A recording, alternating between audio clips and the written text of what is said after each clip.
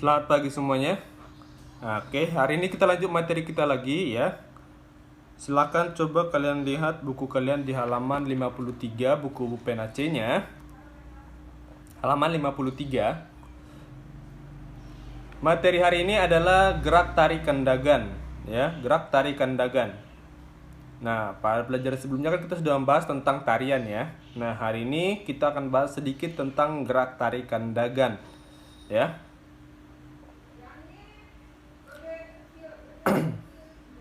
Nah, silahkan kalian ambil bolpen kalian, di garis bawahin ya.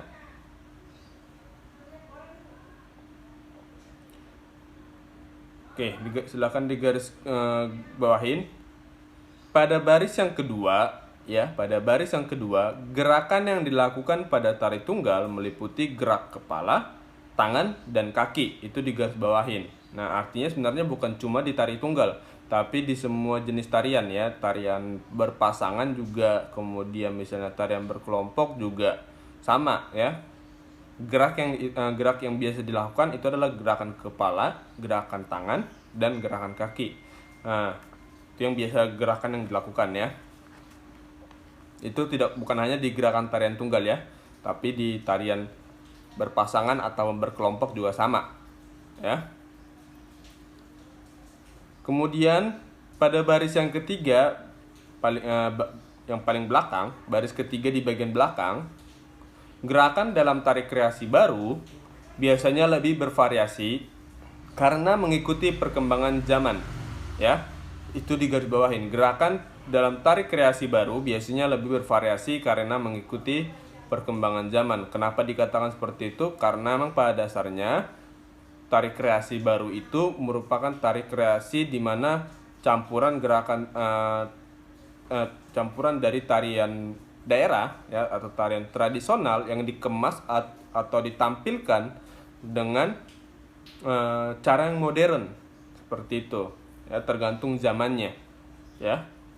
Nah, itu makanya kenapa dikatakan tari kreasi baru biasanya gerakannya itu lebih bervariasi ya, dan mengikuti perkembangan zaman. Oke, jadi itu biasanya hanya pengolahannya, namun tariannya tetap menggunakan tarian tradisional, sedangkan cara pengolahannya atau cara penampilannya itu sesuai dengan perkembangan zaman yang ada ya. Nah, kemudian berikutnya banyak para koreografer atau pelatih tari atau yang membuat suatu tarian itu memodifikasi gerakan dan pola lantai agar lebih menarik. Nah, itu ya. Namun diingat, konsep dari tari tradisionalnya itu tidak boleh hilang. Oke. Nah, kemudian salah satu tari kreasi tunggal baru yang berkembang di masyarakat yaitu tari kandagan. Walaupun mungkin banyak dari kalian yang belum tahu ya, tari kandagan. Tari kandagan itu berasal dari Jawa Barat. Kandagan berasal dari kata kandaga dalam bahasa Sunda yang berarti tempat untuk menyimpan perhiasan ya. Itu perlu kalian ketahuin artinya ya. Kandaga berasal dari bahasa Sunda yang artinya menyimpan tempat untuk menyimpan perhiasan gitu ya. Jadi dia tempatnya, kotaknya. Itu arti dari kandaga.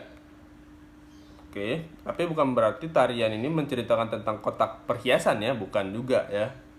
Cuma asal katanya berasal dari kandaga dalam bahasa Sunda yang artinya tempat untuk menyimpan perhiasan ya. Tapi kan maknanya bisa berbeda. Oke. Nah, di buku kalian itu dibuat makna dari kenapa diberi nama sebagai kandaga. Coba lihat pada baris keempat di paragraf yang kedua. Dengan demikian, tari kandagan adalah tari yang berisi kumpulan-kumpulan gerakan yang indah dan berharga. Nah, itu artinya karena kan biasanya tempat untuk menyimpan perhiasan itu kan perhiasan itu salah satu benda yang sangat berharga ya, yang sangat berharga buat kita. Nah, makanya biasanya disimpan dalam kotak. Nah, begitu juga dengan tarian kandagan ini ya. kenapa dibuat nama tariannya mungkin menjadikan daga, karena mungkin pembuat tarian ini pada zaman dulu ingin tiap gerakan yang ada dalam tarian itu dapat dijadikan suatu gerakan yang tidak akan berubah, misalnya seperti itu ya, karena kan ibaratnya perhiasan dimasukkan ke kotak, kita buka 5 tahun lagi pun ya tetap akan menjadi perhiasan ya kan. Nah sama mungkin gerakan-gerakannya ini, bahwa pembuat tarian tersebut ingin gerakan-gerakan yang ada dalam tarian ciptaannya dia itu tidak diganti-ganti, misalnya seperti itu ya. Nah makanya dikatakan tadi tari Kandagan adalah tari yang berisi kumpulan-kumpulan gerakan yang indah dan berharga, sama ibaratnya seperti perhiasan tadi ya. Nah kemudian di bawahnya selanjutnya tari Kandagan termasuk tari yang dibawakan dengan gagah ya. Jadi itu digarisbawahi nih ya.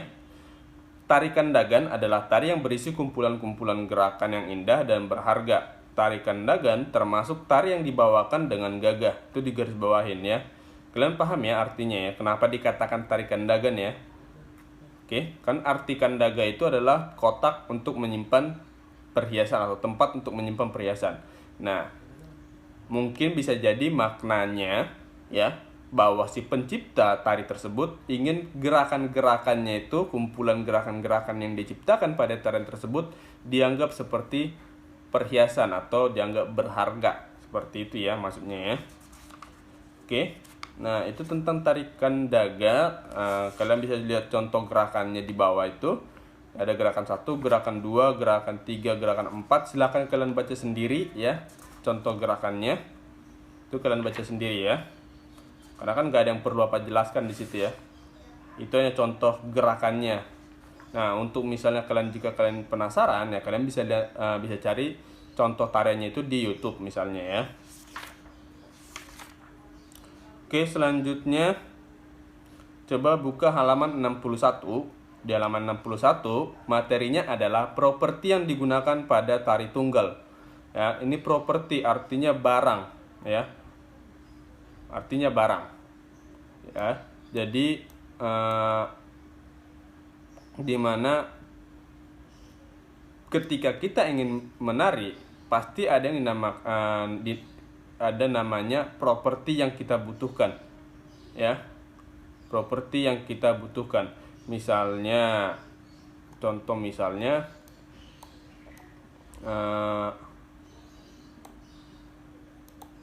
selendang misalnya gitu ya, selendang, terus misalnya perlengkapan yang lainnya. Bisa jadi misalnya dari segi kostum. Terus misalnya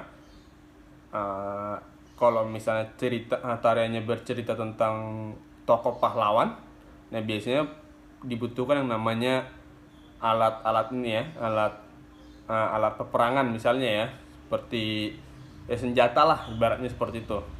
Bisa pedang-pedangan dan lain sebagainya yang biasanya digunakan pada zaman dulu, senjata-senjata pada zaman dulu ya. Nah itu juga termasuk salah satu yang dinamakan properti ya, salah satu yang dinamakan dengan properti. Nah silakan kalian garis bawahin pada baris yang ketiga di buku kalian, baris yang ketiga ya, paling belakang. Tari daerah memerlukan properti untuk menunjang penampilan di atas panggung. Itu digaris bawahin. Nah, jadi tujuan properti ini pun sebenarnya untuk membuat penampilan kita lebih bagus. Ya, makanya dilengkapi dengan yang namanya properti. Ya, properti juga sebenarnya bukan cuma segala sesuatu yang dipakai oleh penari, tapi properti juga bisa digunakan misalnya seperti latarnya. Ya, jadi kayak panggungnya dihias ya seperti itu, misalnya mau dibuat seperti kesan berada dalam pedesaan ya dan lain sebagainya, misalnya seperti itu ya. Itu juga termasuk contoh properti tari ya. Nah, properti tari akan membuat penampilan tari lebih indah dan menarik. Ini yang Bapak sebut tadi ya, yang berikutnya itu ya di sampingnya.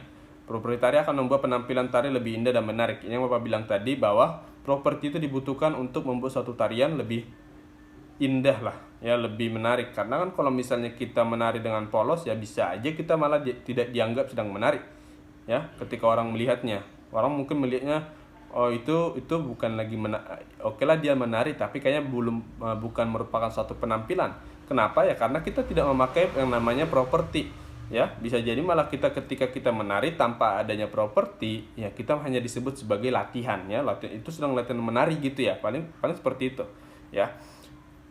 Tapi kalau misalnya kita didukung dengan properti, orang pasti tahu, oh ini suatu penampilan. Nah, makanya mereka mau nonton. Nah, seperti itu ya. Nah, kemudian ini pada baris yang ke-6,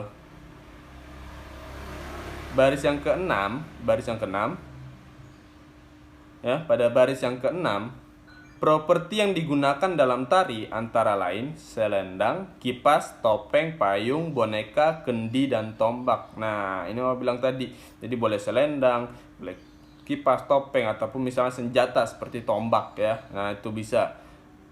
Ya, tapi tombaknya bukan tombak beneran ya. Tombaknya itu tombak ya pura-pura lah, main-mainan gitu ya, yang sudah dibuat dari bahan yang tidak berbahaya. Ya, gitu ya. Nah, kemudian sampingnya berikutnya, properti bukan hanya sekedar perlengkapan, tetapi mencerminkan makna yang dimaksud dalam tarian. Nah, itu digarisbawahin. Ya juga ya, digarisbawahin juga ya. Properti bukan hanya sekedar perlengkapan, tetapi mencerminkan makna yang dimaksud dalam tarian. Artinya, bahwa properti itu juga digunakan untuk menunjang yang namanya supaya penonton mengerti makna dari tarian tersebut. Nah, jadi dengan adanya setiap properti yang digunakan, ya, diharapkan mampu membuat para penonton menyadari bahwa tarian tersebut menceritakan tentang sesuatu lah, ibaratnya seperti itu. Contoh misalnya ketika misalnya dia menari dengan menggunakan senjata, ya, kemudian gerakannya seperti seolah-olah sedang berperang, ya, maka pasti kan penonton pasti tahu, oh berarti ini cerita tariannya tentang peperangan.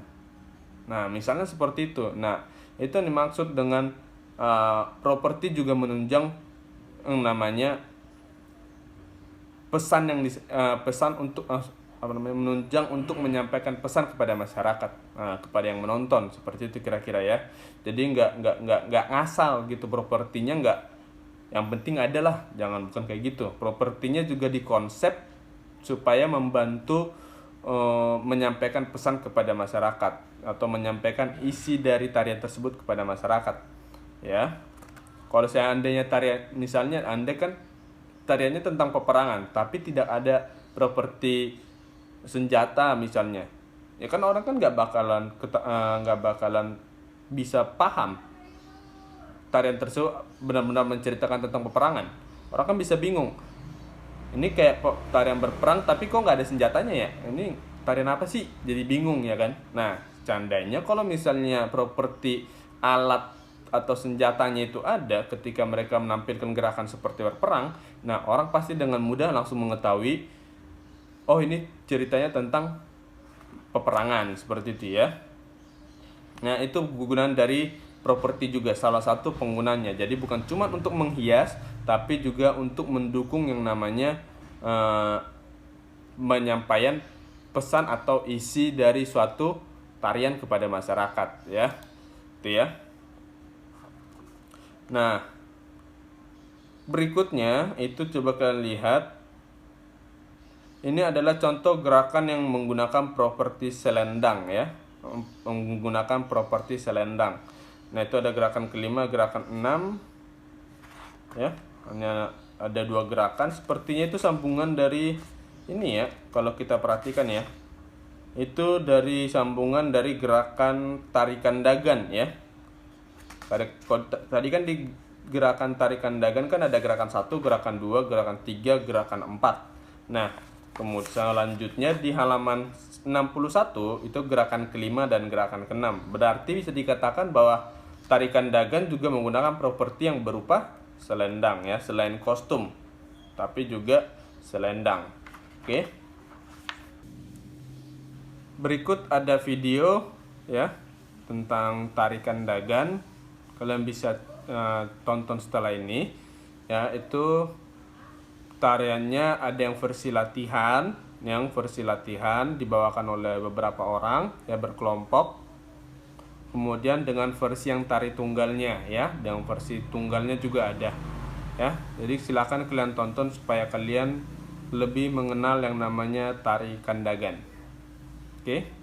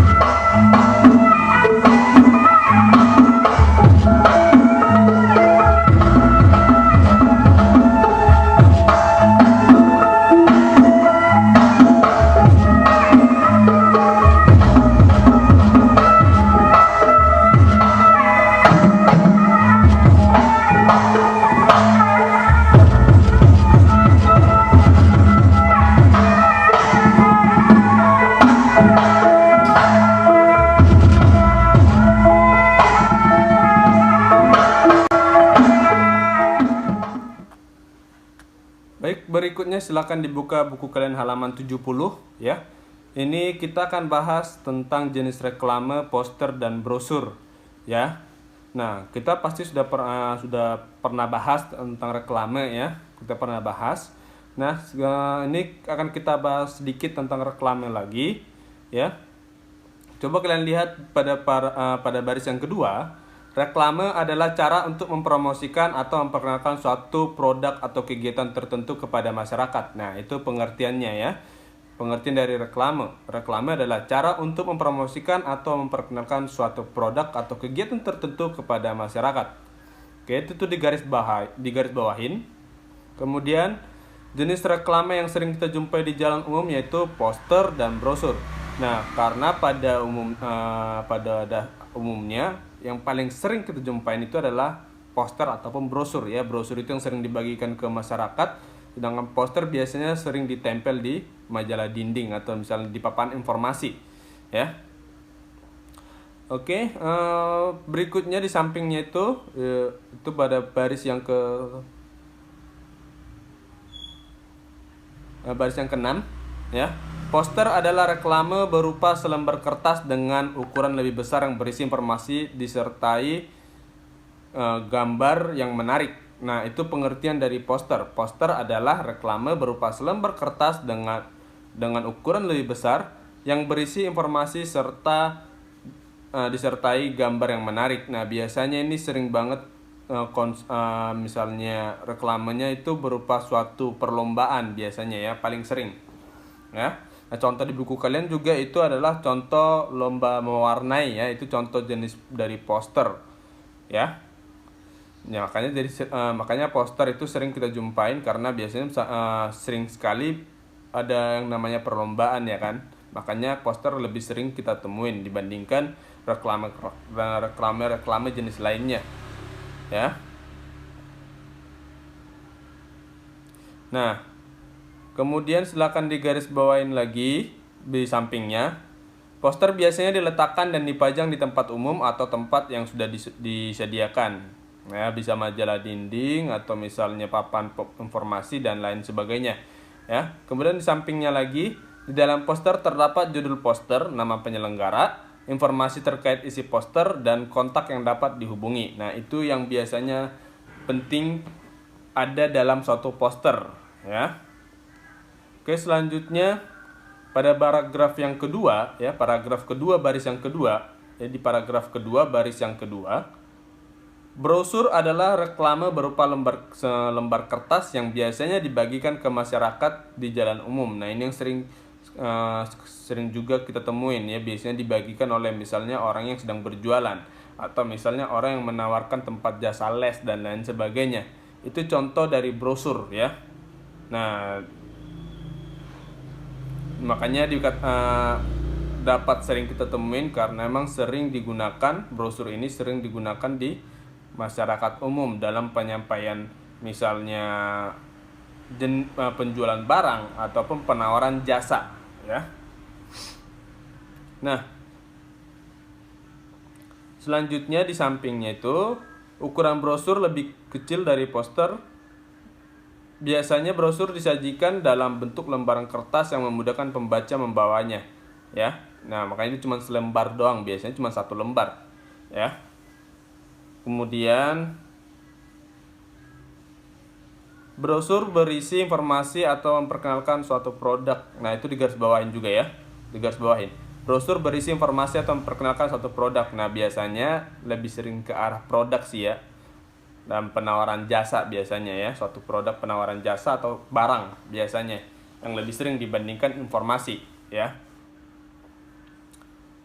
Nah, selanjutnya, sama seperti poster, di dalam brosur terdapat judul brosur, nama penyelenggara, informasi terkait isi brosur, dan kontak yang dapat dihubungi. Jadi sama aja sebenarnya, di setiap iklan biasanya ada aja ya tentang hal-hal tersebut ya. Nama penyelenggara, kemudian judulnya apa, informasi yang terkait isinya ya, apa saja, kemudian ada saja kontak yang dapat dihubungi biasanya seperti itu ya. Nah, Kira-kira itu tentang sekilas tentang reklame poster dan brosur. Next akan kita bahas lebih dalam lagi ya, kan kita bahas lebih jauh lagi. Ya, tapi penting kalian pahamin dulu di sekarang contoh poster itu yang bagaimana, contoh brosur yang bagaimana. Kalau misalnya poster itu lebih sering menyatakan informasi. Kalau misalnya ada suatu kegiatan ya seperti lomba dan lain-lain sebagainya ya. Sedangkan brosur dia lebih ke penawaran jasa atau suatu produk ya dibandingkan informasi. Sebenarnya dia lebih sering kita temui tentang isi brosur itu adalah tentang suatu produk ataupun misalnya penawaran jasa ya. Nah, kira-kira itu dulu yang penting kalian pahamin ya, di garis bawahin apa yang sudah Bapak garis bawahin ya. Kemudian kira-kira sampai di sini dulu materi kita ya, kita nggak bahas jauh-jauh ya. Jika ada yang misalnya yang kalian tanyakan silahkan tanya Bapak. Jika misalnya kalian ada yang bingung silahkan tonton ulang video ini juga boleh ya. Videonya masih tetap akan ada di YouTube ya. Kalian bisa nonton kapanpun dimanapun dan bisa diulang berkali-kali ya. Jika ada yang ingin bertanya silahkan nanti japri Bapak. Baik, sampai di sini dulu materi kita hari ini. Kita lanjutkan minggu depan. Sampai ketemu di minggu depan.